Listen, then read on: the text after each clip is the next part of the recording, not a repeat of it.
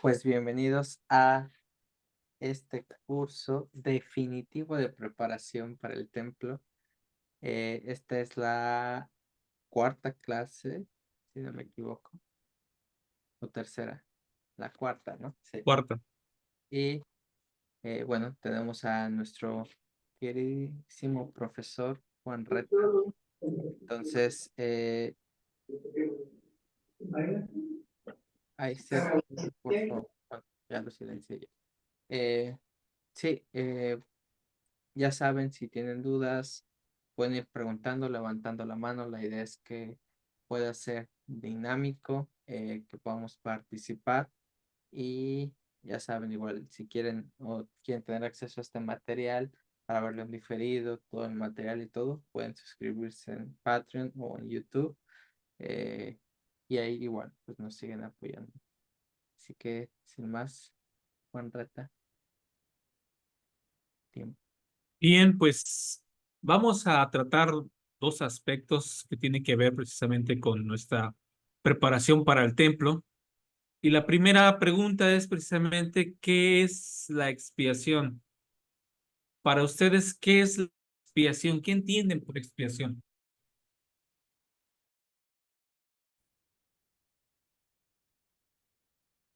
Por cierto, hay un reciente libro publicado por Académico Santo de los Últimos Días que se llama así, La expiación, una perspectiva santo de los últimos días.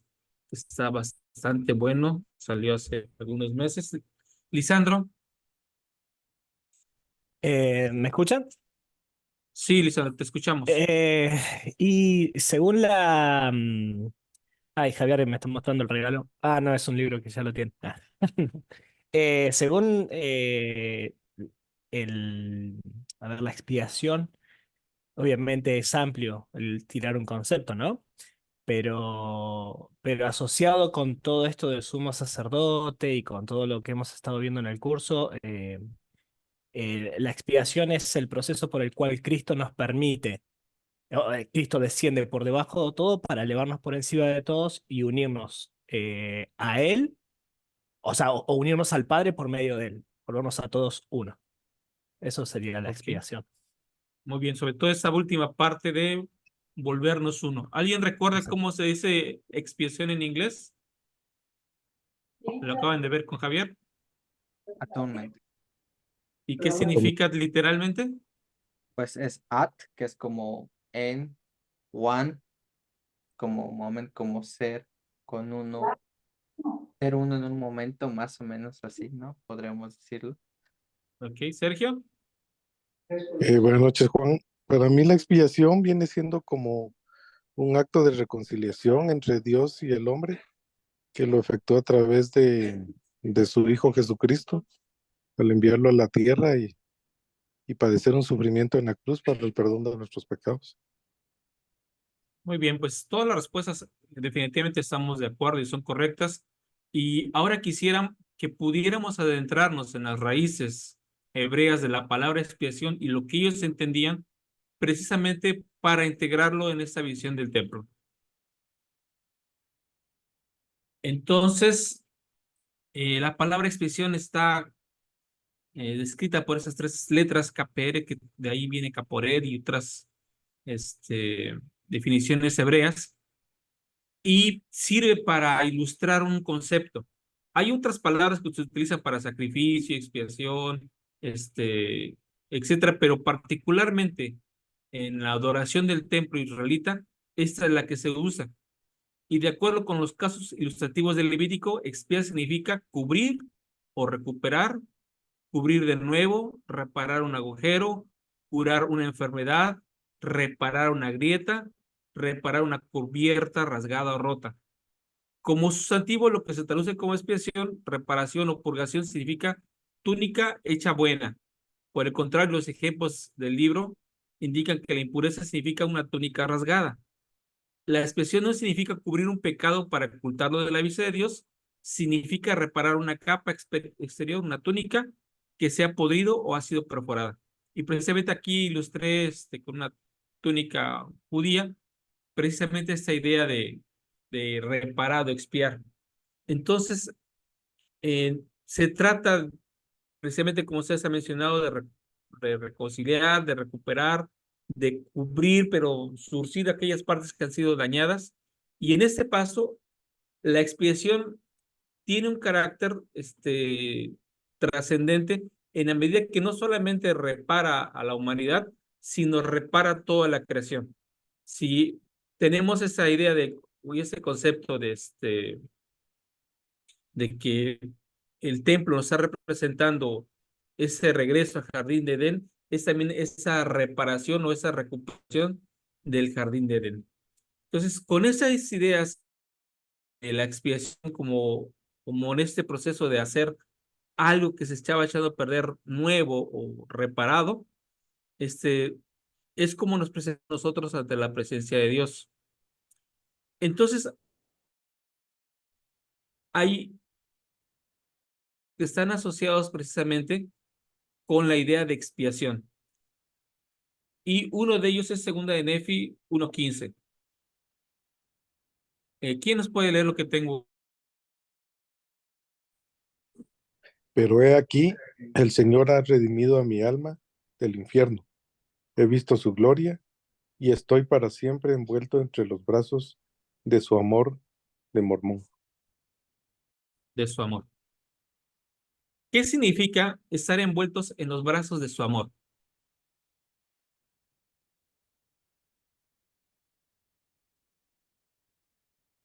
Un abrazo.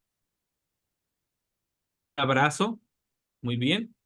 Entonces, como parte del proceso de expiación, porque precisamente Nefi estaba aquí hablando de ser redimido del alma de mi alma del infierno, es decir, ya no va a estar en el Seol, ha visto su guía, está en la presencia del Señor y ahora está en los brazos de su amor.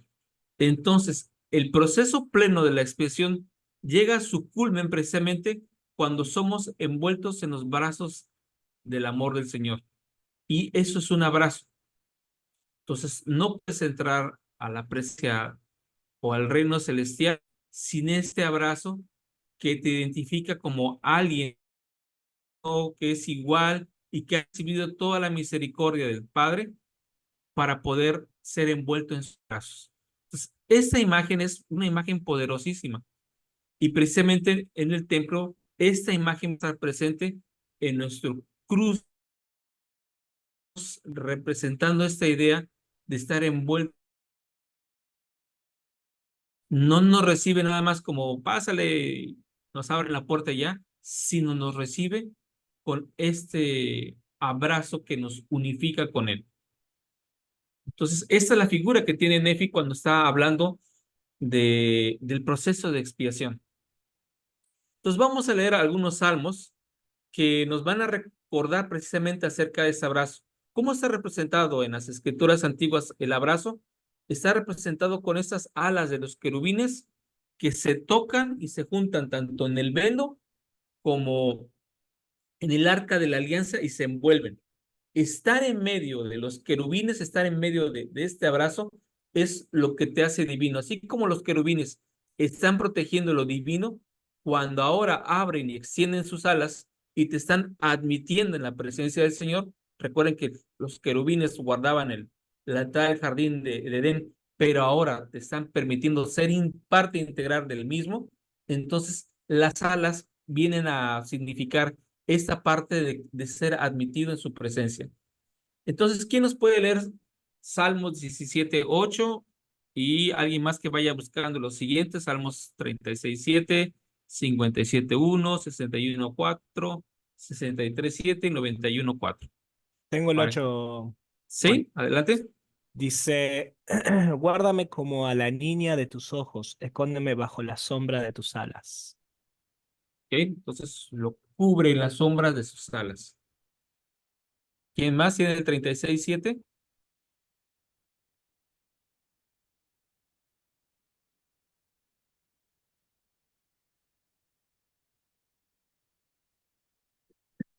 Aquí lo tengo, Sí, 36:7. Cuán sí. preciosa, oh Dios, es tu amorosa bondad. Por eso los hijos de los hombres se refugian bajo la sombra de tus alas. Ok. El siguiente que lo tenga.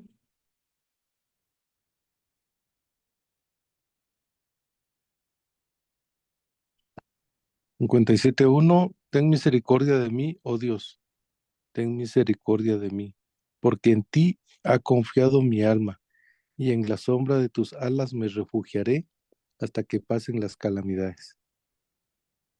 Muy bien. 61:4.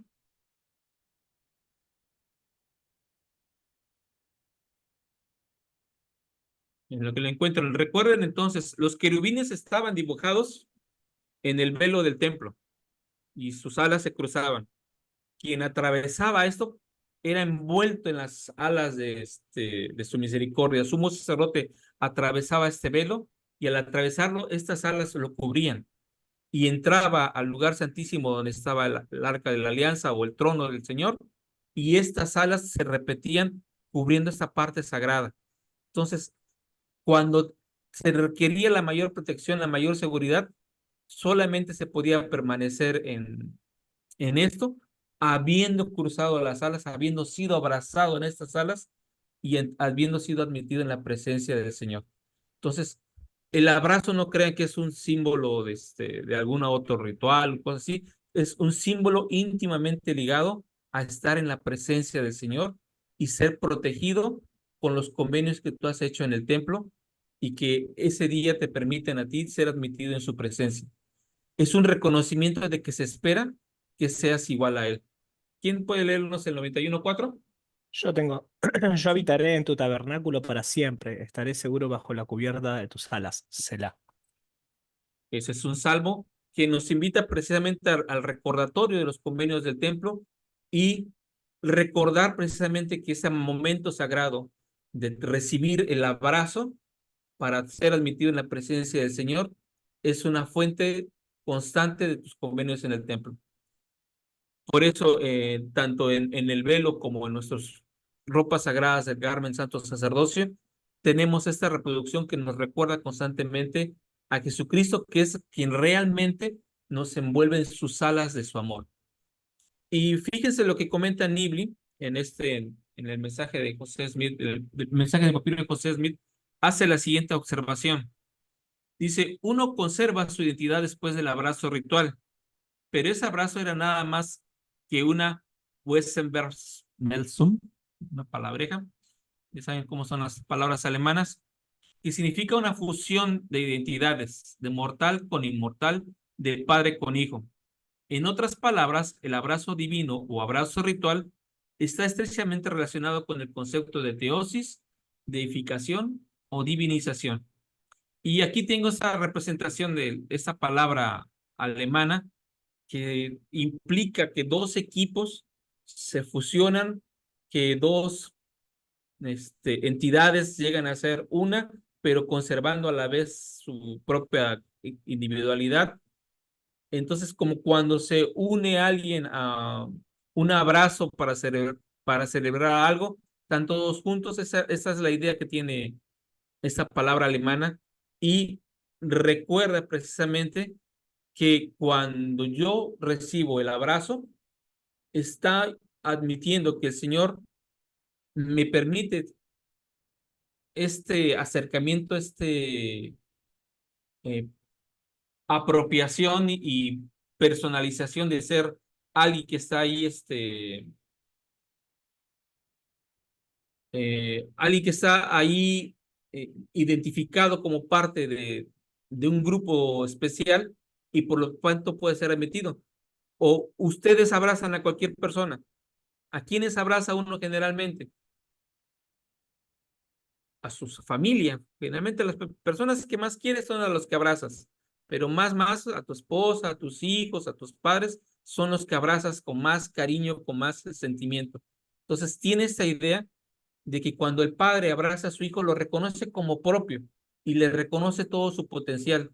Entonces, cuando yo tengo este abrazo ritual en el templo, estoy recordando también el potencial que yo tengo para ser admitido en la presencia de Dios, y ese potencial se llama teosis o edificación, del que vamos a hablar más adelante. Entonces, aquí vemos esta iconografía del Cercano Oriente, Los seres del reino celestial generalmente son representados por alas. Y si alguien se recuerda cuando José Smith hace esa observación de qué significan las alas, ¿qué significan? En Doctrina y Convenios, cuando José Smith hace las alas de los ángeles, significan que tienen que la capacidad para La moverse, capacidad para moverse. que más para obrar en su propio dominio, etcétera. Exacto, sí. Entonces, yo voy al cielo, al reino celestial, no voy a un lugar estático, voy a un lugar dinámico, un lugar donde el movimiento es constante, donde las tareas siempre están en movimiento. No voy a realizar una participación contemplativa.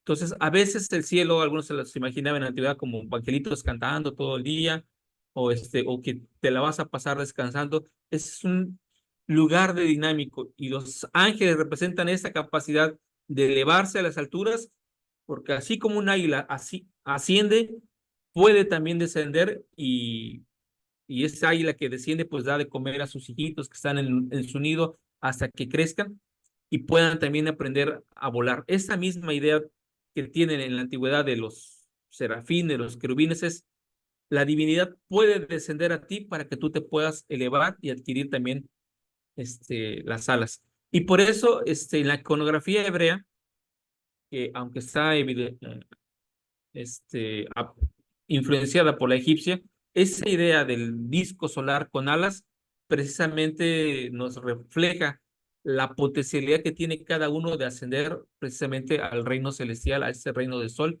para, como dice Daniel, los entendidos brillarán como la luz del firmamento, ¿no? Como el sol del mediodía.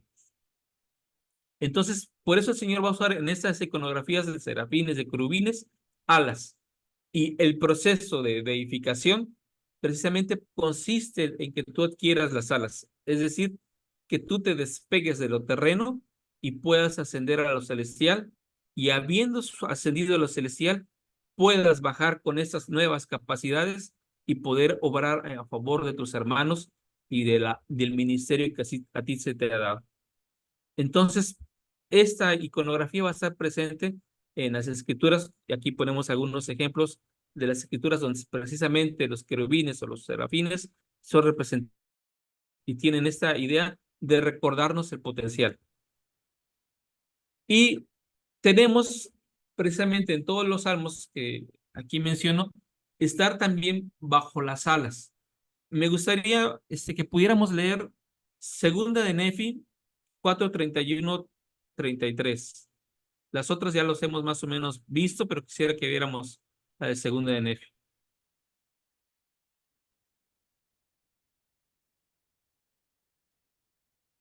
Aquí Del lo tengo. 31 al 33. ¿Sí? Segunda de Nefi 4 del 31 al 33.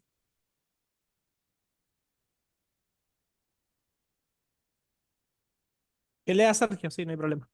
¿Sí? ¿Está bien, Sergio? Gracias. Redimirás mi alma, oh Señor. Me librarás de las manos de mis enemigos. Harás que yo tiemble al aparecer el pecado. Estén cerradas continuamente delante de mí las puertas del infierno, pues quebrantado está mi corazón y contrito mi espíritu. No cierres, oh Señor, las puertas de tu justicia delante de mí, para que yo ande por la senda del apacible valle, para que me ciña al camino llano. Oh Señor, envuélveme con el manto de tu justicia. Prepara, oh Señor, un camino para que escape delante de mis enemigos. Endereza mi sendero delante de mí. No pongas tropiezo en mi camino. Antes bien, despeja mis vías ante mí y no obstruyas mi sendero, sino más bien las vías de mi enemigo. Okay. ¿Qué nos está enseñando Nefi aquí en este salmo? ¿Qué cambio notan? ¿En qué se convirtieron las alas?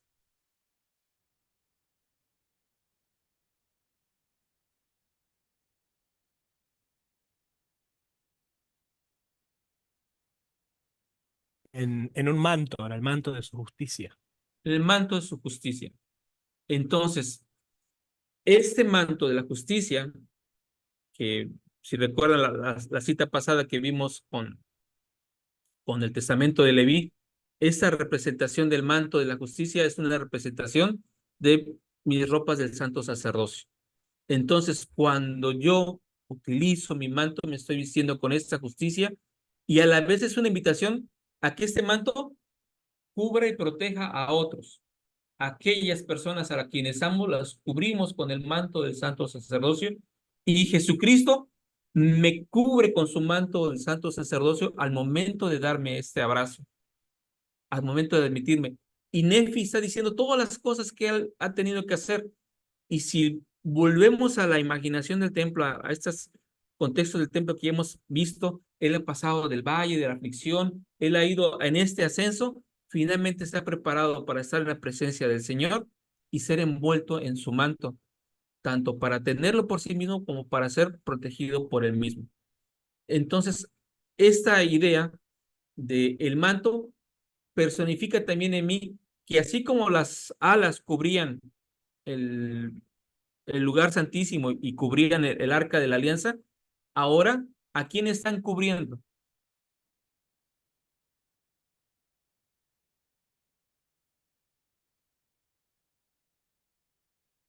¿A quiénes A están ahora todos los cubriendo? que hemos participado de la ordenanza.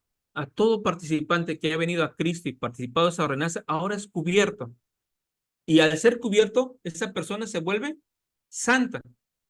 En eso consiste el proceso, o parte del proceso de deificación, de la teosis. Precisamente en que esos lugares eran sacratísimos, especiales, únicos, requerían de una preparación especial para ser admitido en el lugar santísimo. Y ahora yo, al tener este manto y tener las ropas sacerdotales, estoy pasando a convertirme en algo santo, santísimo, sagrado. Es aquí cuando esta idea de que mi cuerpo es un templo llega a su culmen. Mi cuerpo es un templo porque en él habita un Dios que ha hecho sus convenios, que está en esta ruta para ser envuelto en los brazos del Señor. Y por eso esas figuras son importantes. Entonces, cuando revisemos los salmos y veamos las alas, veamos que tienen que ver con este convenio de ser abrazado y envuelto en los brazos del amor del Señor. Y lo contrario también sucede. Entonces, una de las historias más tristes que nos cuentan las escrituras es precisamente que si los salmos nos dicen que es como estar debajo de sus alas, estar cubierto, gozar de su protección, de ser protegido de las inclemencias, etcétera, ¿cuál es lo contrario?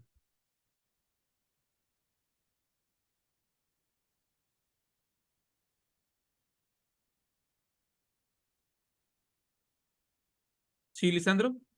No sé si es exactamente el relato que te referís, Juan, pero cada vez que hablaste de esto recuerdo cuando Jesucristo habla a Jerusalén y le dice cuántas veces quise cuidarlos debajo de mis alas como la gallina junto a sus polluelos y no quisisteis. O sea, este rechazo de Este la rechazo. protección divina. Entonces, ¿qué están rechazando en la casa de Israel a la que Jesús está lamentando?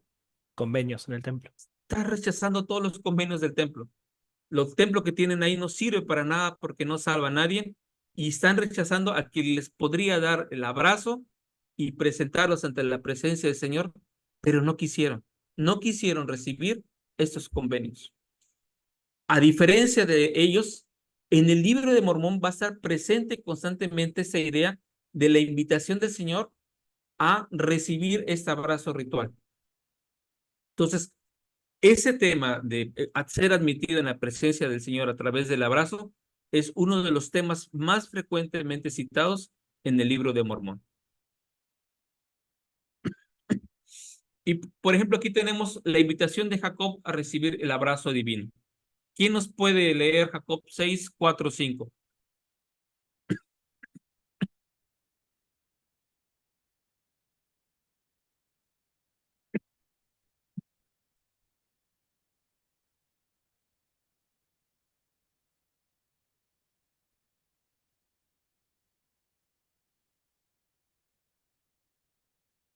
¿Sí? ¿Alguien que lo tenga por ahí? Y lo Hace, tengo. hace poquito lo leímos. Ajá. Y cuán misericordioso es nuestro Dios para con nosotros, porque Él se acuerda de la casa de Israel, de las raíces así como de las ramas, y les extiende sus manos todo el día, y son una gente obstinada y contenciosa.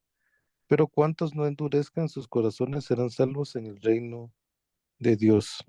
Por tanto, amados hermanos míos, os suplico con palabras solemnes que os arrepintáis y vengáis con íntegro propósito de corazón y os alleguéis a Dios como Él se allega a vosotros. Y mientras tu brazo de misericordia se extienda hacia vosotros, a la luz del día no endurezcáis vuestros corazones. ¿Pueden captar aquí las imágenes del templo que podemos identificar en este relato de Jacob? Conforme ya lo que hemos visto en las anteriores sesiones, aquí hay muchos elementos del templo. ¿Quién nos puede citar algunos?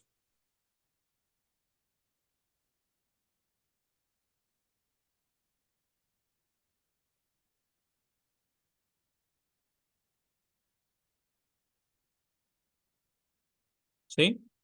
¿Alguien que nos lo pueda citar?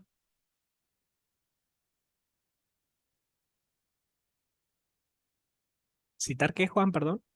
Sí, aquí en ese relato, en este que está narrando Jacob 6, 4, 5, hay Sí. bastantes elementos del templo que ya hemos visto en ocasiones anteriores. Y Jacob básicamente nos está resumiendo la investidura. Claro. Entonces, ¿quién nos Palabras puede, solemnes, ¿no? Palabras quién, solemnes, su brazo, misericordia, ¿no? entonces primero se acuerda de la casa, primero que hace el Señor, extiende su mano. Es lo primero que él hace, la invitación, extender su mano. ¿Y qué pide? ¿Qué recordábamos en el cubo anterior que teníamos, que era la parte que representaba el lugar santísimo y de que emanaban ciertas ideas, como hablamos que, o sea, que requería la justicia, la rectitud, la misericordia? Esos elementos están aquí presentes otra vez. Entonces nos están recordando esta parte de ser admitidos en la presencia del Señor. Primero el Señor extiende su mano todo el día. Y quienes no endurecen sus corazones son salvos en el reino de Dios. Y nos pide el requisito: arrepentimiento, integridad y propósito de corazón. Allegarse a Dios, aquí, ¿qué sería? ¿Qué imágenes vienen a llegarse a alguien? Abrazar. Abrazar, es este abrazo sagrado. Dice, como Él se allega a vosotros. Es un abrazo recíproco. Y entonces su brazo de misericordia se extiende sobre vosotros a la luz del día y nos pide que no endurezcamos. Entonces, esta es una imagen poderosa del templo que nos recuerda la manera en que el Señor espera que nosotros nos acerquemos a Él, y que Jacob se lamenta de que la casa de Israel pues ha rechazado precisamente este convenio y se pregunta, ¿por qué queréis morir? Entonces, cuando entramos en la presencia del Señor, volvemos a disfrutar del árbol de la vida, pero la casa de Israel en el 6 dice, pero ¿por qué queréis morir? ¿Por qué queréis ser talados como fuego? Entonces, él dice, yo no quisiera que esto ocurriera. Él desea que escuchemos la voz de los profetas, sigamos esos convenios que son, si se dan cuenta, el arrepentimiento, y el seguir el propósito íntegro de corazón, son parte de nuestros convenios del templo. Y Jacob aquí nos está recordando que son parte de ser admitidos en la presencia de Dios y allegarnos a Él. Y quise poner aquí, ¿sí, Lisandro? Veía la simbología del 9 cuando hablabas la vez pasada de los querubines que protegían el velo, de Ujú. que en el 9 cuando dice, no sabéis que estas cosas, no sabéis Poder que si del... hacéis estas cosas, el poder de la redención y la resurrección de Cristo os llevará a presentarnos con vergüenza y con terrible culpa delante del tribunal de Dios. Esto que decías que que iba a alejar esta simbología de estas criaturas del terribles Ujú. que nos iban a rechazar, o sea, nos iban a hacer no querer entrar ahí. No pasas, ¿no? Exactamente. Exacto. Muy bien. Entonces, si se dan cuenta, el libro de Mormón tiene mucho simbología y evocaciones del templo. He querido poner aquí el Salmo 63, 7, 8 en la traducción de la versión estándar de la Biblia, precisamente por lo que es más notoria la idea que lo que viene en nuestra versión en español original. ¿Quién puede leerla en la versión de la Reina Valera que tenemos?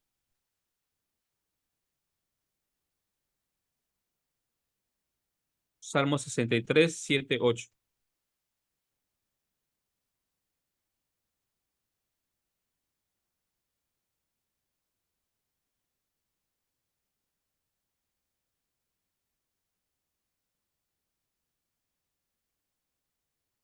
Me parece que estoy solo.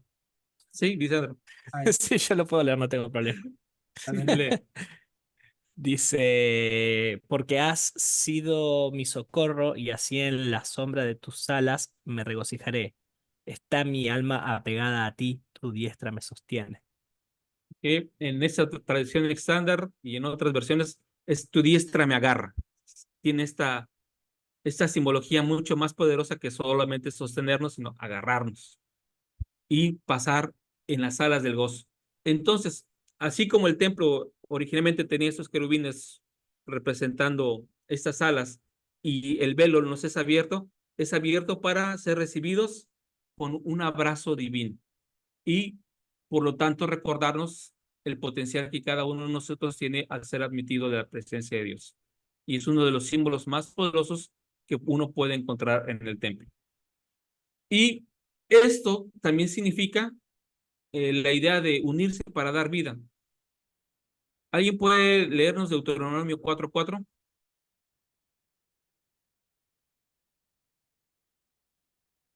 Es lo que tenés Ajá, en lo la que tengo lámina, ahí. ¿no?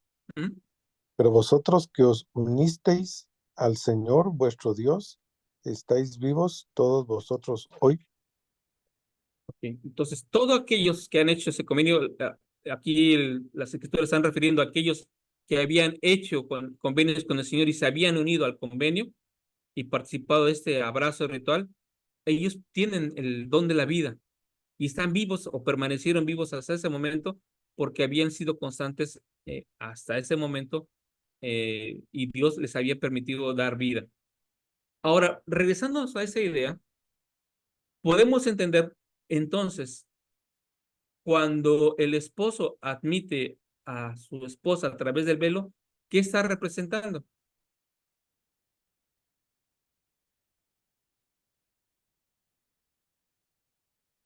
Precisamente así como nosotros nos unimos con Dios en la divinidad y adquirimos los tributos y nos hacemos uno con Él, y en eso se refiere Jesucristo en Juan, cuando ser uno significa recibir este convenio en la presencia del Señor delante del velo. De la misma forma, cuando nos unimos a nuestra esposa en esta primera parte del ritual, somos uno. Vamos a ser uno en este momento para poder ser admitidos los dos en la presencia del Señor. No significa que haya una relación de superioridad, etcétera, sino esa relación de fusionarse en uno solo y entonces unidos juntos pueden ir y presentar un sacrificio en justicia en este convenio que es el nuevo y sempiterno convenio del matrimonio. El que nosotros podamos recordar cuando salimos del templo esta idea y este abrazo nos va a fortalecer suficientemente fuerte y por eso quise poner algunas escrituras del libro mormón que refuerzan esa idea. Una de ellas es Alma 29:10 y la otra Alma 34 del 15 al 17.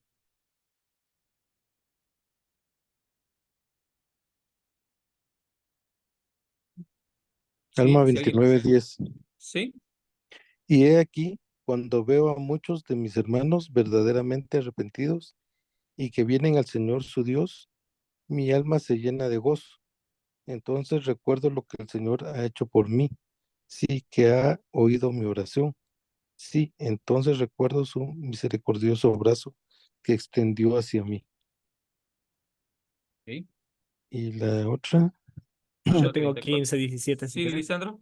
Sí. Dice, y así Él trae la salvación a cuantos crean en su nombre, ya que Él es el propósito de este último sacrificio, poner en efecto las entrañas de misericordia que sobrepujan a la justicia y proveen a los hombres la manera de tener fe para arrepentimiento. Y así la misericordia satisface las exigencias de la justicia y ciñe a los hombres con brazos de seguridad, mientras que aquel que no ejerce la fe para arrepentimiento queda expuesto a las exigencias de toda la ley de la justicia.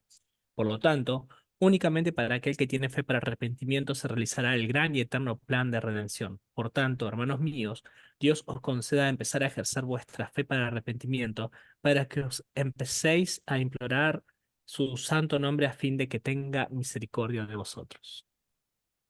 Entonces, en los brazos de seguridad. Entonces, Alma nos recuerda precisamente ese simbolismo, esa representación del templo, para recordarnos que necesitamos hacer de nosotros en este proceso de arrepentimiento, de purificación, etcétera, tener constantemente la idea y la meta de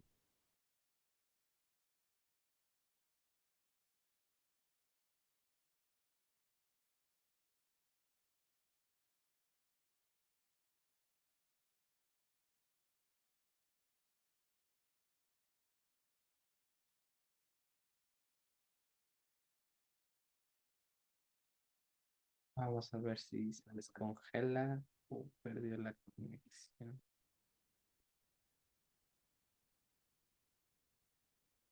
Uy.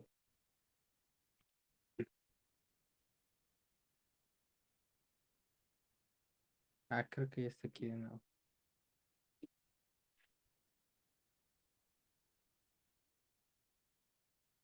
Ahí está. Ahí está.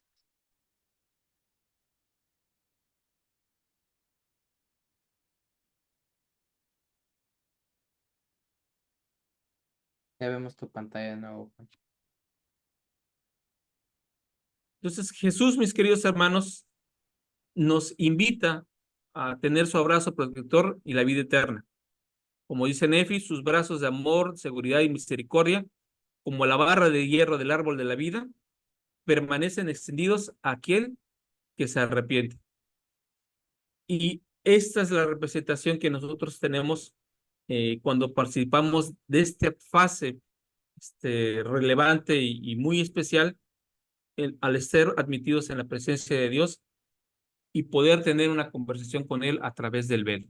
Es este abrazo que es profundamente cristiano, profundamente simbólico y que está presente a lo largo de muchos de los textos del libro de Mormón. No sé si tengan algo que quieran comentar.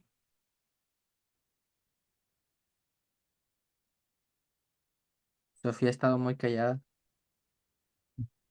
Bueno, en la antigüedad, hermanos, no se abrazaba a cualquier persona y los reyes solamente abrazaban a otros reyes. Y hasta muy recientemente era así. A los demás se les saludaba de lejos, pero nunca se les daba la mano. Ahora ya es algo mucho más coloquial dar la mano, sobre todo en México, que saludamos a todos de mano y abrazo. Pero muchas sociedades todavía se guardan esa distancia y el abrazo se reserva solamente para momentos muy especiales con una persona muy especial y generalmente está en tu mismo rango.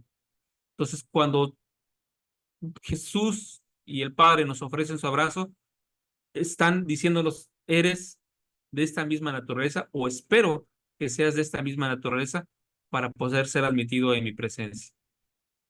Entonces el profeta José Smith nos dice que debemos de aprender a ser dioses. Dice, tenéis que aprender a ser dioses vosotros mismos y a ser reyes y sacerdotes de Dios, lo mismo que todos los dioses han hecho, yendo de un pequeño grado a otro, de gracia en gracia, de exaltación en exaltación, hasta que seáis capaces de sentaros en gloria, como lo hacen los que están sentados en el trono en poder eterno. Y quiero que sepan que Dios en los últimos días, mientras ciertos individuos proclaman su nombre, no están jugando con ustedes ni conmigo. Entonces, el templo, hermanos, nos prepara a través de esta representación de ser reyes y sacerdotes de Dios para aprender a ser dioses, para poder ser admitidos en la presencia, yendo de pequeño grado en grado. Por eso esos cambios de grados en el templo y de gracia en gracia, que es a través de un convenio, luego viene otro convenio, etcétera, hasta que finalmente somos exaltados y se espera que podamos participar con admisión a presencia de Dios, de ir del salón celestial al salón de sillamientos, ir de esta exaltación en exaltación, hasta que podamos sentarnos ¿en dónde? En tronos de gloria.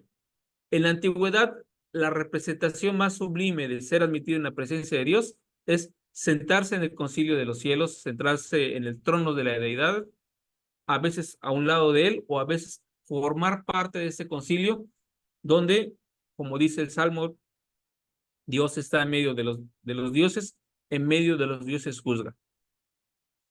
Entonces, pero para eso se requiere ese proceso de aprendizaje y se requiere que constantemente tengamos en nuestra mente y en nuestro corazón los convenios y las ordenanzas del templo, recordando que estos nos preparan para ser admitidos en la presencia de Dios a través de mi servicio como rey y como sacerdote de Dios. Entonces, recuerden, la imaginería, el simbolismo del templo, siempre tiene que ver con ser reyes y sacerdotes. Y esto nos lleva, hermanos, a recordar que teosis significa reconocer que somos de la misma especie. Y ustedes me habrán escuchado tanto en la hoja del olivo como en Mormon Translator que he estado insistiendo mucho en la reforma deuteronomista, en lo que se perdió en todo ese periodo, precisamente porque si algo se perdió fue precisamente tener el recordatorio de ser de la misma imagen. ¿Qué nos recuerda la imagen de Leí y de José Smith? Que el Padre es un ser corpóreo, que el Hijo es un ser corpóreo, que pueden hablar con los hombres, y lo más importante, que es de la misma especie que nosotros. Él no es, como se enseña en otras religiones, incluso algunas religiones cristianas, una entidad diferente o totalmente ajena a nosotros. No es un ente o una máquina inmóvil o un espíritu que cubre todo el universo o algo incomprensible, sino por lo tanto aprendemos a través de Leí y de José Smith que somos de la misma especie y por eso me puede abrazar, porque somos de la misma especie.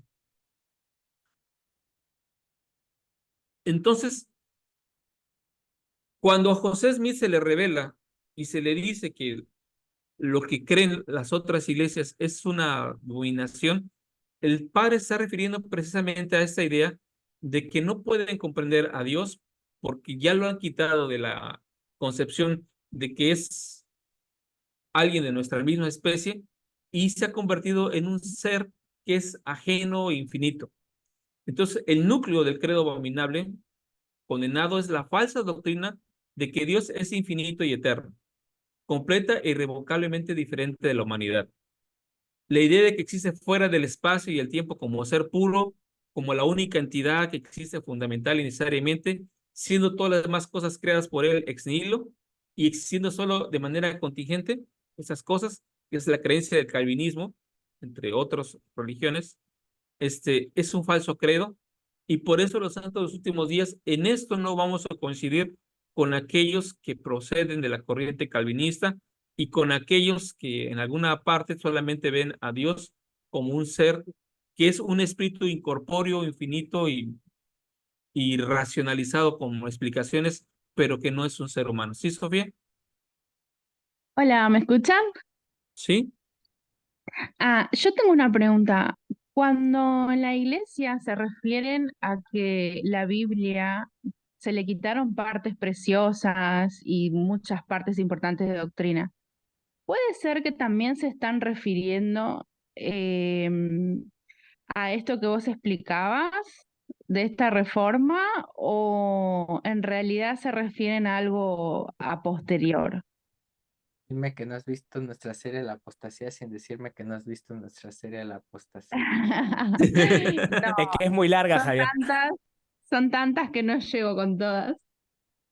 Bueno, pues Pero sí, esta es la respuesta. Ahí digo, perdón, se lo voy a robar a sí, Juan, Javier. pero básicamente ahí precisamente decimos que más bien esta apostasía es más probable que cuando se quitaron estas cosas valiosas y preciosas que dice el libro de Mormón haya sido en la reforma deuteronomista, porque en realidad, como digo, no sé si ya has visto el curso del Nuevo Testamento que dimos, pero ahí precisamente Sí, vi los explico primeros 3 capítulos, no lo terminé todavía. que ahí precisamente también enseñamos que podemos reconstruir en un 90-95% lo que tenemos del Nuevo Testamento a como salió de la pluma original de los autores. Sí tenemos, o sea, hay capas, obviamente, hay tal vez libros que nos pueden faltar, pero lo que tenemos es muy fiel a lo que salió de la pluma original de los autores. Entonces, esa narrativa de, unos monjes malvados agarraron y le quitaron partes al Nuevo Testamento, pues en realidad no cabe. Si hay errores de traducción, sí, probablemente contracciones que son de esperar cuando no es univocal, pero ahí precisamente en la serie de la apostasía precisamente explicamos que pues casi todo apunta más bien que fue una reforma deuteronomista más que en el Nuevo Testamento. Claro, sí, todo tiene sentido ahora. Bueno, genial. Voy a ver luego esas series. Gracias.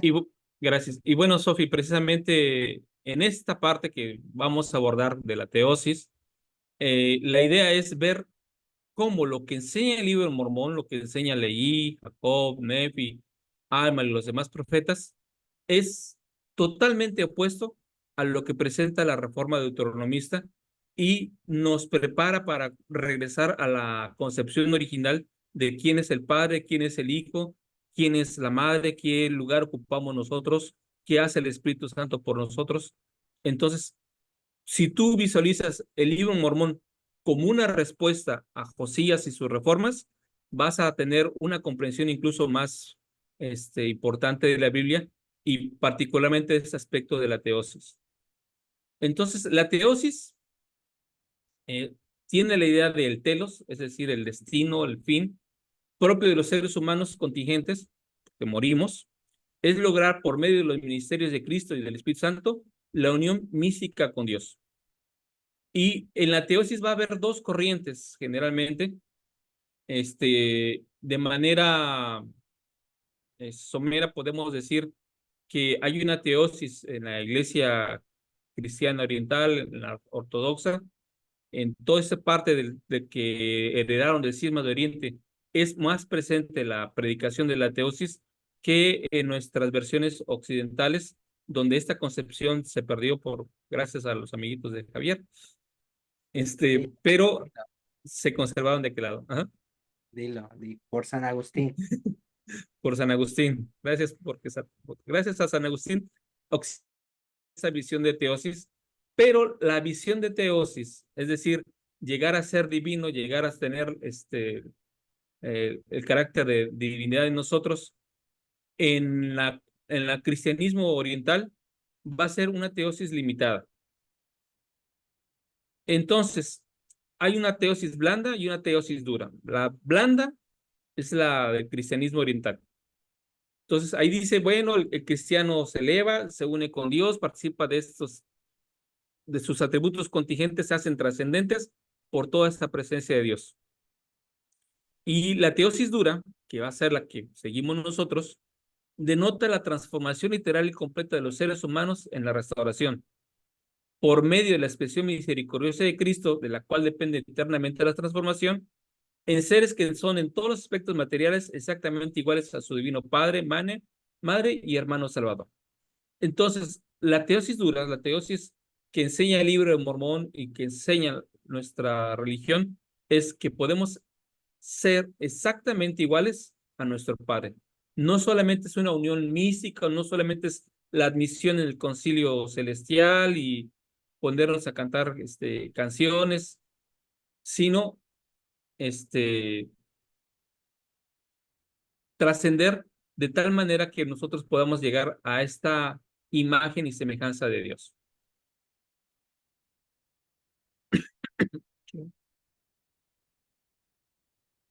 Entonces, la ontología, es decir, lo que se refiere al ser, la ontología de él no es radicalmente diferente de la de su esposa, hijos e hijas y sirvientes. Y aquí nos estamos refiriendo a la ontología que existía antes de la reforma deuteronomista. En esta reforma había esa idea de comunidad divina que se le va a llamar el Sot Elohim, es decir, el concilio de los dioses o el consejo de los dioses, y aunque es obviamente jerárquica, sus miembros parecen tener atributos similares y su apariencia entre sí son como la de los seres humanos. Esta es la visión y la religión que tenía Israel antes de la reforma deuteronomista. Y eso es importante porque si es antes de la reforma o alguien está discutiendo con estos reformistas, entonces, si el libro de Mormón está enmarcado en medio de esa discusión, debe de hablarnos precisamente de este tema. Es decir, del consejo divino, de que hay un padre, de que hay una madre, de que hay un hijo y de que podemos ser exactamente como él. ¿Y se encuentra en el libro de Mormón? ¿O solamente es algo que José Smith desarrolló posteriormente, ya en 1843 y 44? La respuesta es sí, se encuentra en el libro de Mormón. Entonces, fíjense en la antigüedad cómo la gente tenía la costumbre y como una manera de recordar este carácter ontológico. ¿Sí, Lisandro?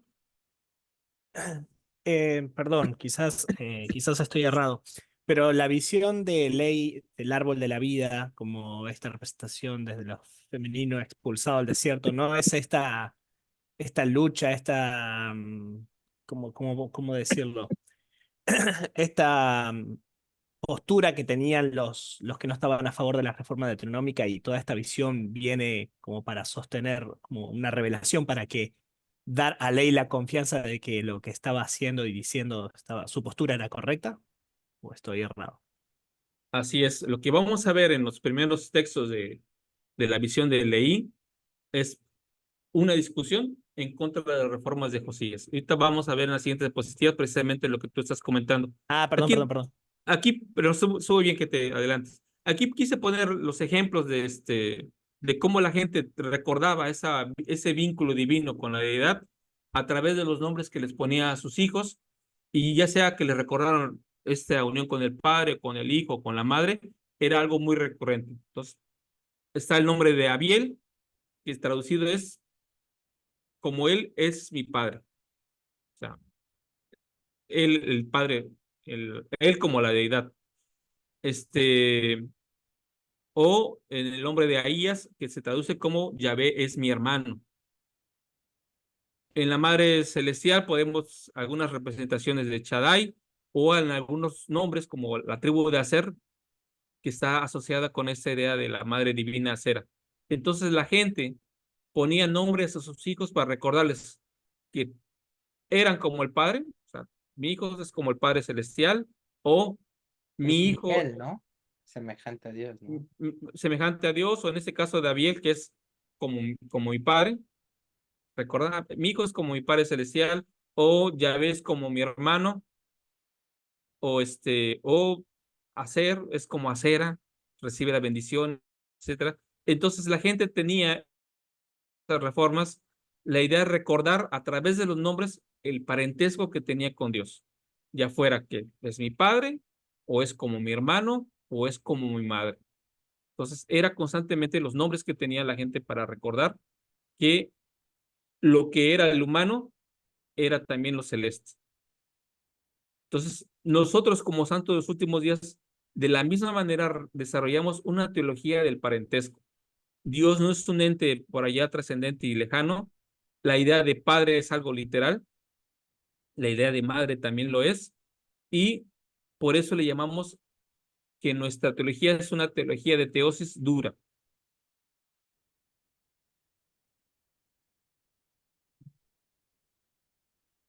Entonces, precisamente como mencionaba, vamos a ver cómo Leí se va a enfrentar a Josías, y van a enfrentarse precisamente con una cuestión metafísica de las que le gustan a Javier, y es que mientras Josías es monista, habla del único ente, de la única deidad, Leí lo que está diciendo es: hey, Josías, tú estás equivocado, es necesario que haya oposición. No puede haber un monoteísmo, no puede haber una unión, una unidad como tú la planteas, porque eso es nihilista. ¿Y qué dice Leí? Sí, debe ser un cuerpo, debe permanecer como muerto, no teniendo vida, ni muerte, ni corrupción, ni incorrupción. Ese es el Dios de Josías, ese Dios único, intrascendente, sin representación de ningún tipo, es un Dios que no vive. Por lo tanto, no hay Dios. Le está diciendo Leí a los deuteronomistas, lo que ustedes enseñan de Dios es que no hay Dios. De la misma manera, aquellos que no participan de las ordenanzas del templo y que no comprenden la representación y esa identidad que el hombre tiene con Dios y ponen a Dios en alguien que no es su pariente, están creyendo en un Dios que no tiene ni vida ni muerte y por lo tanto es una forma también ser ateos. Y este mismo Dios que generalmente se predica fuera, es como si le dijera Leí, debe de haberse desvanecido, debe de desaparecer. Entonces, para Leí, la metafísica monista, como la de Josías, es nihilista y por lo tanto es falsa.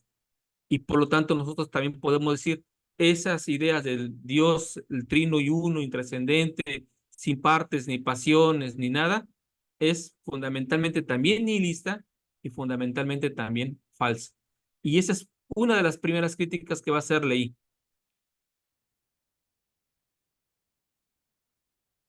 Y la otra crítica que va a hacer Leí va a ser precisamente con su sueño. ¿Qué va a ocurrir con Josías y los deuteronomistas? Dicen ellos que encontraron un libro muy especial en el templo y que esta escritura se dio cuenta de que se habían equivocado y que empezaron a restaurar supuestamente las ordenanzas y adorar al Dios verdadero, etcétera. Leí les va a contestar con su sueño. Entonces, mientras que en el templo de Jerusalén ya no hay una representación, ya nadie se acuerda del nombre de Dios ni de su casa, ni menos del trono.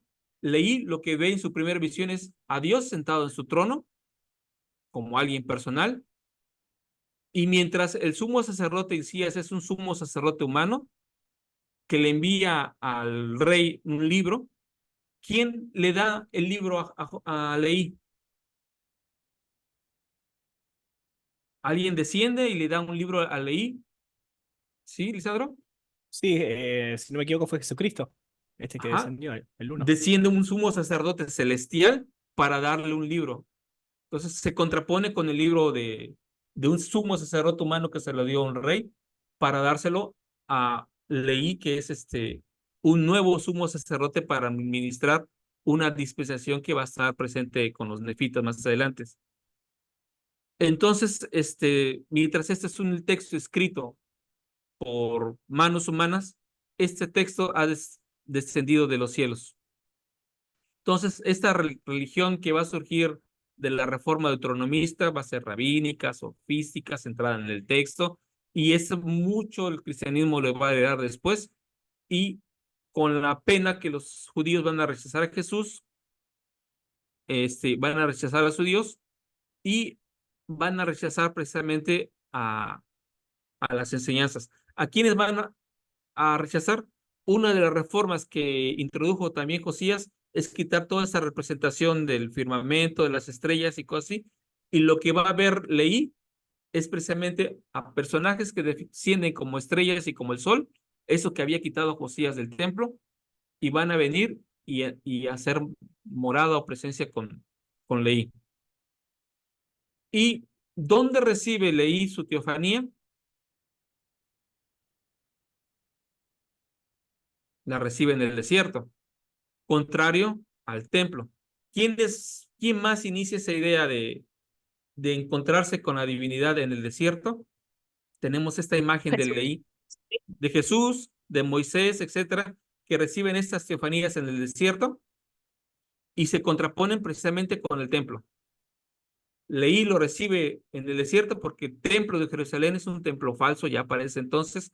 Jesús recibe esto mismo en el desierto porque el templo de Jerusalén de su época también es un templo falso. No puede darles a ellos los principios verdaderos que regresen a la presencia del Señor. Y en ese sentido, Leí se convierte en el nuevo Moisés que lleva a la gente a través del desierto a una nueva tierra prometida. ¿Y qué hacen en esa nueva tierra prometida? Van y edifican un templo verdadero conforme al modelo que el Señor había dado. Entonces, Leí restaura las ordenanzas del templo para su pueblo y con ello restaura todas las ordenanzas que se habían perdido en la casa de Israel. Entonces, el libro de Mormón, cuando yo lo tengo y lo estoy leyendo, me está restaurando los convenios del templo que el Señor hizo con la casa de Israel antes de que Josías metiera aquí su cuchara y él y sus sacerdotes transformaran la verdadera religión de Israel. Y ya andaba dando patadas de ahogado porque la apostasía de esa época es bastante compleja y bastante triste. Entonces, ¿qué lo convierte a Leí con esa visión y después con el hecho de ofrecer sacrificios? Lo convierte en profeta y sacerdote, y esos dos atributos los va a agregar Nefi, y Nefi va a ser profeta, sacerdote y rey, que es lo mismo que vimos al principio de nuestras exposiciones acerca de pasar, como dijo el profeta José Smith, de pasar de profeta a ser sacerdote y después rey. Este proceso en lo que Nefi se convierte en rey también tiene esta característica de yo he hecho todos los convenios y por lo tanto puedo entrar en el concilio divino donde está el rey celestial y participar de las ordenanzas. Ese tiene el significado de que el Nefi se convierta en rey para su pueblo, en esta imagen del rey que está participando de las ordenanzas del templo. ¿Y qué va a haber Leí? Pues obviamente va a ver al Dios sentado en su trono. ¿Dónde estaba antes representado Dios en su trono? Ya vimos que estaba ahí en el lugar santísimo, lo que era el Merkabah, el trono, el arca de la alianza. Ese trono que está ahí, que después van a quitar los deuteronomistas, ¿dónde está o dónde lo ve Leí? En su visión del cielo. ¿Qué está recibiendo entonces Leí cuando tiene esta visión? Diría que su investidura, pero Está recibiendo su investidura exactamente. Y por eso se le mandan los apóstoles para que le enseñen. Ve que descienden y van con toda la gente y le predican. Y tiene esa visión precisamente que es algo que se nos recuerda del templo, de recibir a los verdaderos siervos del Señor y recibir con ellos los convenios que nos traen, que vienen del cielo. Leí está recibiendo su investidura y por eso ya está preparado para ser admitido en la presencia del Señor. ¿Qué hace después de recibir esa investidura? Canta como los ángeles, se regocija y alaba al Señor y agradece por todos los convenios.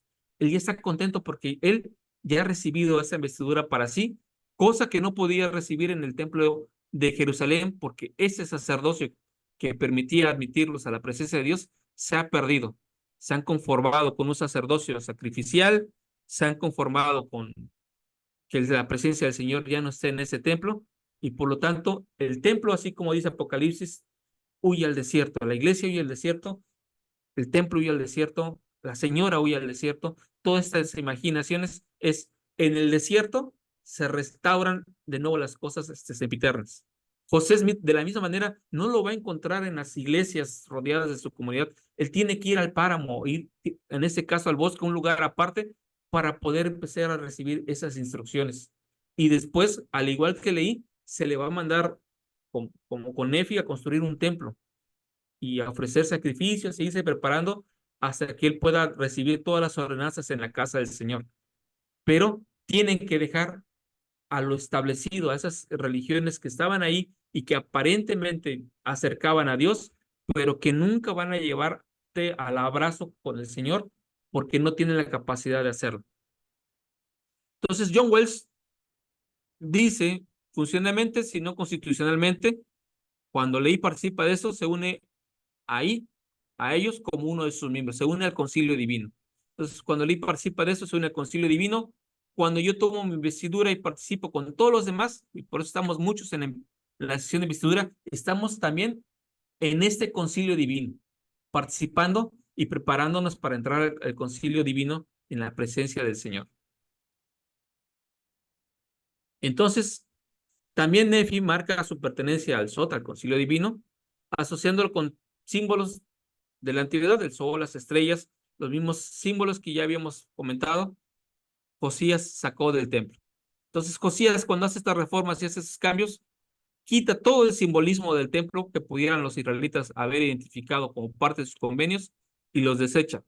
Y por eso, tanto el judaísmo como el cristianismo, en esta corriente anti-icónica y antisimbólica, siempre van a tender a rechazar el símbolo, la representación, el sacrificio, etcétera.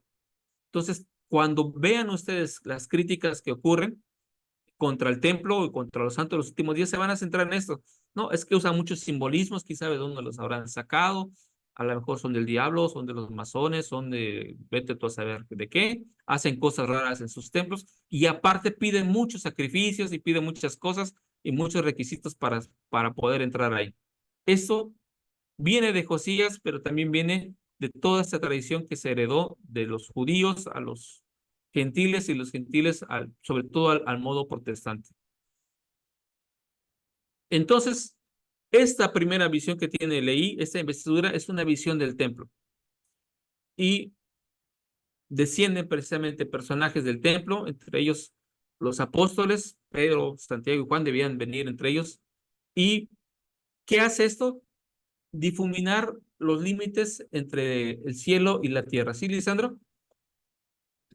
Es interesante, perdón, alguna reflexión que me vino ahora, ¿no? Es interesante que habría que rever un poco los manuales de instituto y todas esas cosas, cuando a veces se reivindica tanto la postura de Josías, cuando a veces se reivindica todo este trabajo que mencionabas en Segunda de Reyes sobre la destitución de la idolatría y demás, cuando lo que realmente está haciendo en estas reformas deuteronómicas es sacarnos nuestra identidad, es decir, esta capacidad de construir esta identidad de que nosotros somos hijos de un ser divino y como seres divinos también representamos algo en estos concilios.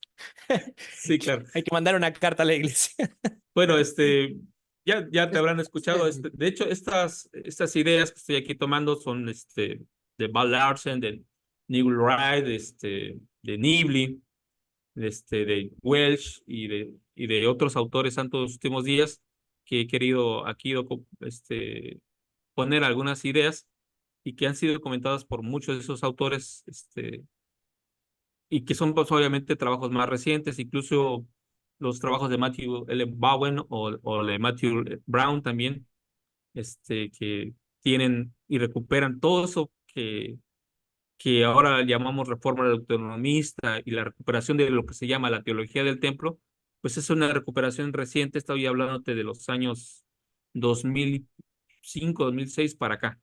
Y pues desafortunadamente nuestros manuales de instituto, sobre todo del Antiguo Testamento, pues son de los 80 para atrás y muchos tomados de nuestros vecinos adventistas y cosas así.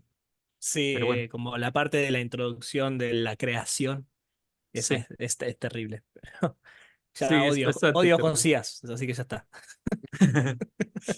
Pues sí, ¿Tú eh, estás en el grupo de Telegram? Sí, sí, estoy en el grupo de Telegram, sí. Digo, porque recientemente tocamos ese tema también de los manuales por un Ah, tema. no estaba viendo, pero soy el que no, era el Licar, el que a veces te pide cosas, hago preguntas y me manda. Este,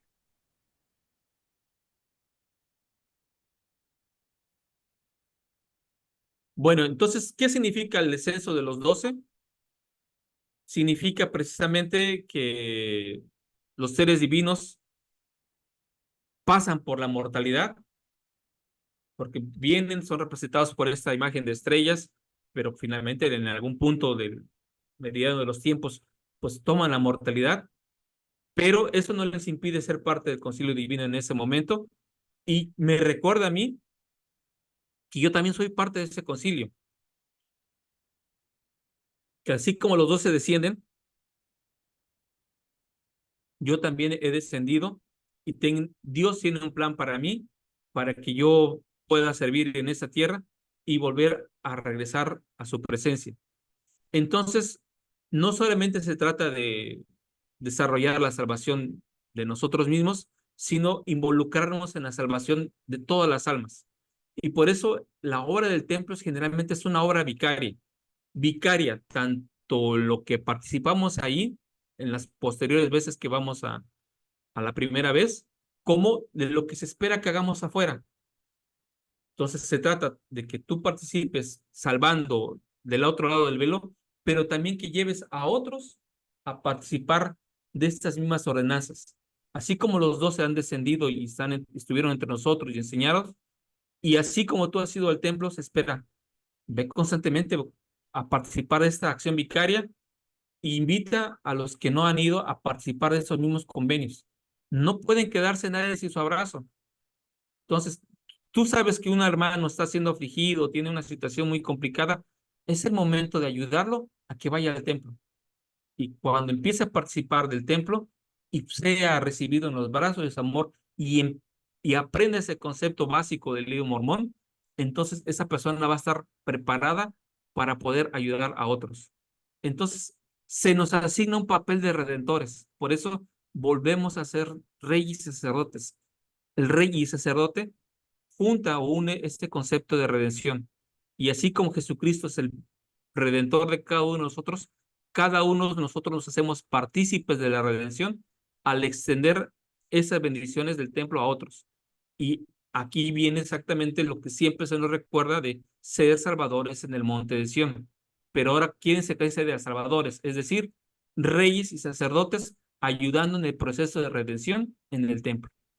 No menos, pero tampoco más, y con un carácter bastante sagrado.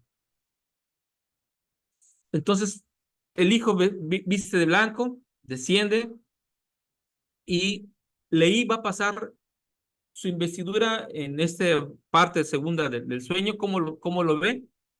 Un desierto oscuro y lúgubre. Viene de afuera. Después pasa muchas horas de oscuridad. ¿Qué hace? Ora. Participa de las ordenanzas y ve un árbol sagrado en un campo espacioso cuyo fruto es deseable para ser feliz. Feliz, la palabra feliz y hacerá o hacer tienen el mismo símbolo, la misma idea. Está asociada con la madre. Entonces se vincula a ese árbol con acera y con el fruto divino de esta madre, que es el hijo. Identifica el menorá, identifica ese árbol sagrado, pero ahora como un árbol viviente, que es el árbol de la vida, y participa del fruto, que es el hijo, cuya blancura se extiende. Ya vimos que el hijo desciende de blanco y después va entre los hombres y es una blancura exquisita. Y participar de él es participar del fruto es participar de Cristo. De la misma manera, cuando nosotros utilizamos el aceite sagrado del olivo, que es otra representación del árbol de la vida, tomamos del fruto, en este caso del fruto convertido en aceite. Cuando yo soy ungido con el aceite, estoy ungido para ser Cristo, pero a la vez me está recordando que quien lo hace es Cristo.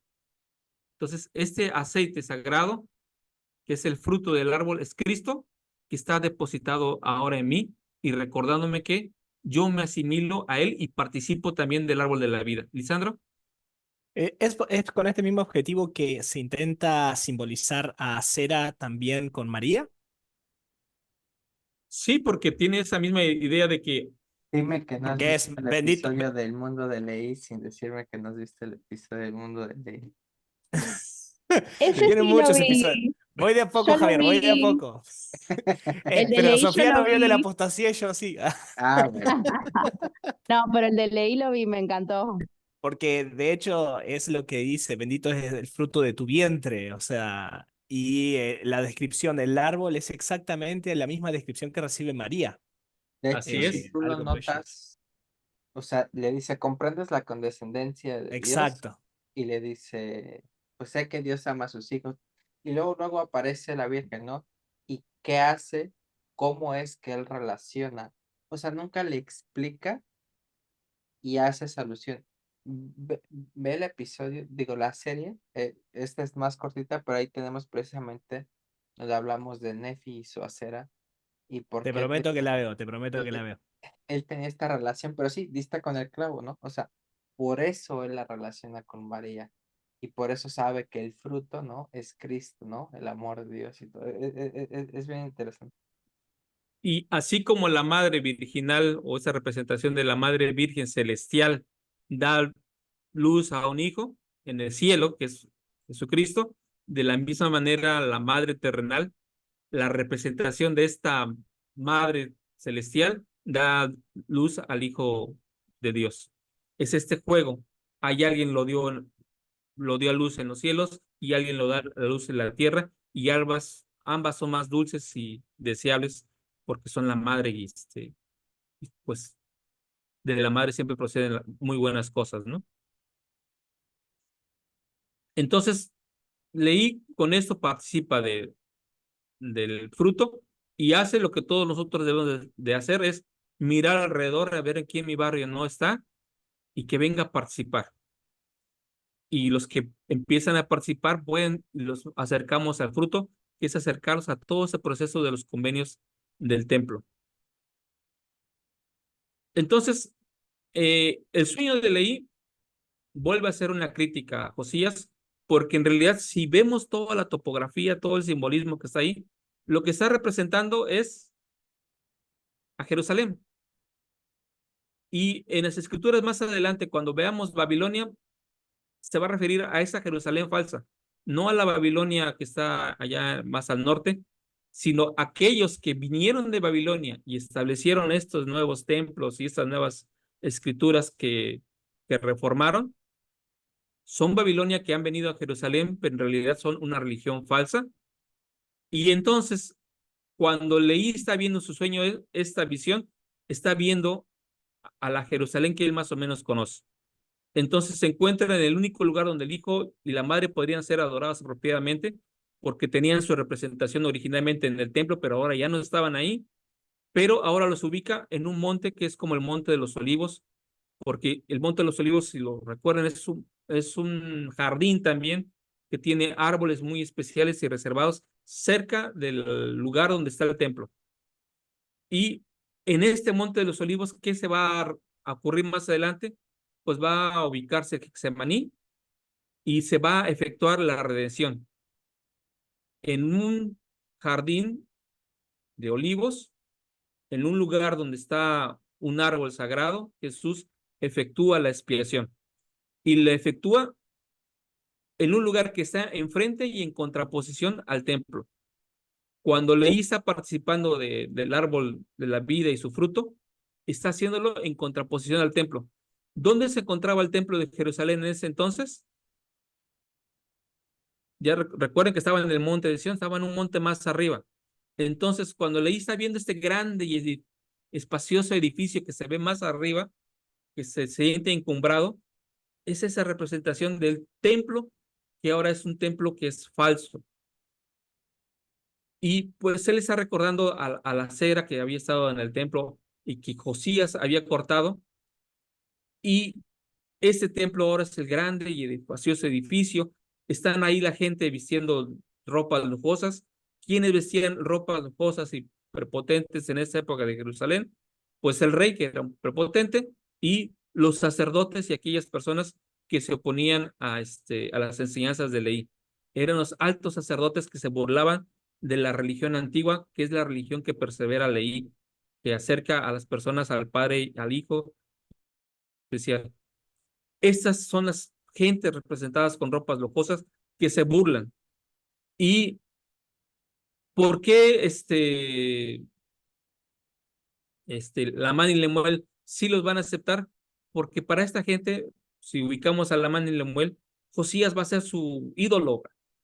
Había hecho la gran reforma, formaba parte de sus clases. Recuerdan que ellos eran gente rica, formaban parte de ese estatus. Para ellos era importante identificarse con esta clase y no identificarse con la religión antigua de su padre. Leí entonces nos recupera y a partir de ahí, en las páginas siguientes del libro Mormón, la esencia verdadera del templo.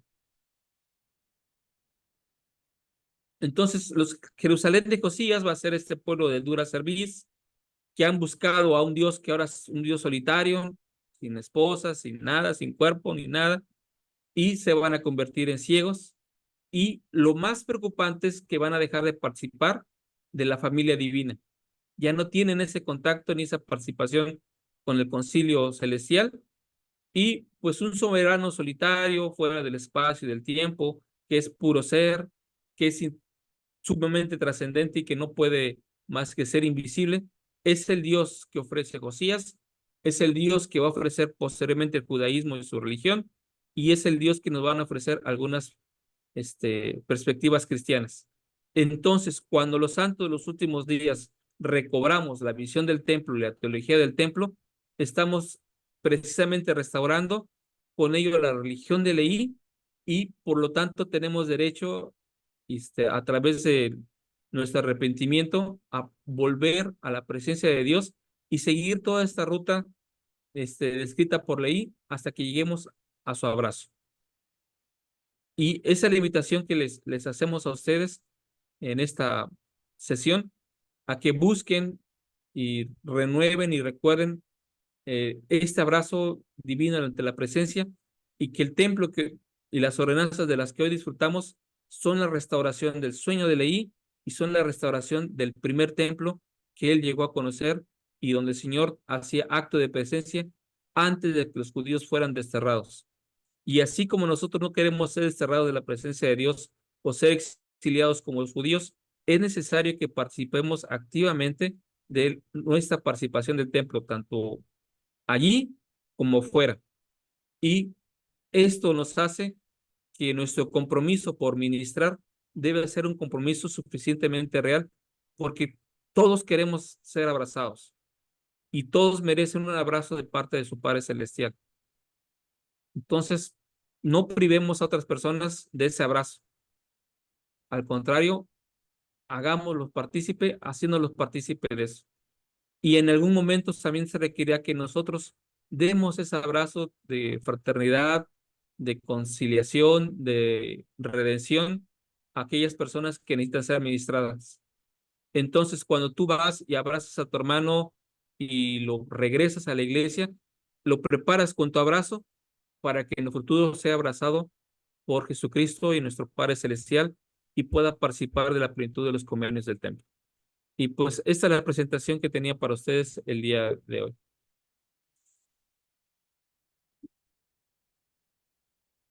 No sé si quieren comentar algo más. Entonces, clave, el libro Mormón, léalo en clave del templo. Me llama la atención eso. Muchas veces siempre he pensado y he encontrado en Tercer Nefi y en algunas partes más sobre las expresiones del templo, pero qué interesante es saber que el libro de Mormón como libro, como estandarte de restauración, nos habla de una reivindicación del templo de la antigüedad, ¿no? Así es. Me acaba de explotar la mente. Gracias. Sofía. Y yo tengo una pregunta respecto a eso que decís de que leamos el libro Mormón en clave. em, ¿Ustedes tienen alguna serie o video que nos ayude a poder hacer eso o no? Pues es esta serie. Si tú tomas esos elementos que hemos estado platicando y los empiezas a buscar en el libro Mormón, tu mente se va a expandir. Ahorita vimos el abrazo, hemos visto la misericordia, la rectitud, el manto. Todos esos convenios que hacemos en el templo están en el libro de Mormón. Lo que sucede es como el libro de Mormón lo tiene en su cotidianidad, porque ellos tienen su templo, constantemente les están recordando estos convenios, pues forma parte de la narrativa o del vehículo original, pero siempre es este sendero que te lleva al templo, que te libra del Seol, donde participas de aguas divinas, donde participas del fruto divino y del aceite divino, donde participas de este abrazo envuelto en los brazos de su amor, donde constantemente Jesucristo está recogiendo a Israel, te está invitando a participar del concilio divino, donde te cubre con sus alas, donde todos estos símbolos que vimos al principio de las herramientas que tiene el Señor para construir el mundo, pero también para construirnos a nosotros, están presentes en el libro Mormón cuando lo ves en esa visión de templo. Te vas a dar cuenta que cuando los profetas del libro Mormón están discutiendo con algunos, están discutiendo precisamente con estos deuteronomistas que rechazan todos los convenios del templo. Y todos los que no crean en esta visión de los templos sagrados proceden de esta fuerte reforma y construcción de la religión que vino a partir de los que asesoraron a Josías y crearon a este Dios intrascendente y que por lo tanto rechazan al templo. Y por eso los santos son de los últimos días como comunidad del templo, somos especiales en ese sentido porque reivindicamos que una cosa es los lugares de adoración y de reunión y algo muy sagrado, muy especial y como preparación para presentarme delante de la presencia del Señor son los templos. Es mi escuela aparte. Y eso es único y viene del pasado. Esa es una esencia de la restauración. Claro. Bueno, ahora entiendo mucho más, entonces, por qué el profeta José Smith decía que el libro de Mormón es clave en la restauración. Realmente está restaurando todo. Bueno, ahora lo voy a leer con otra perspectiva, entonces. Gracias. A ti, Sof.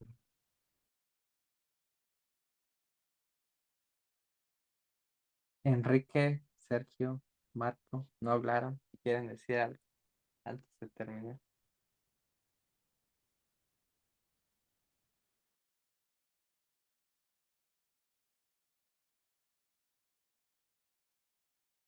Parece que no.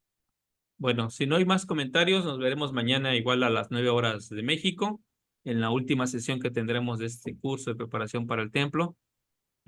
Repasen sus preguntas de la recomendación para el templo y ahora vincúlenlas con lo que hemos visto en estas clases y amplíen en ese sentido su perspectiva.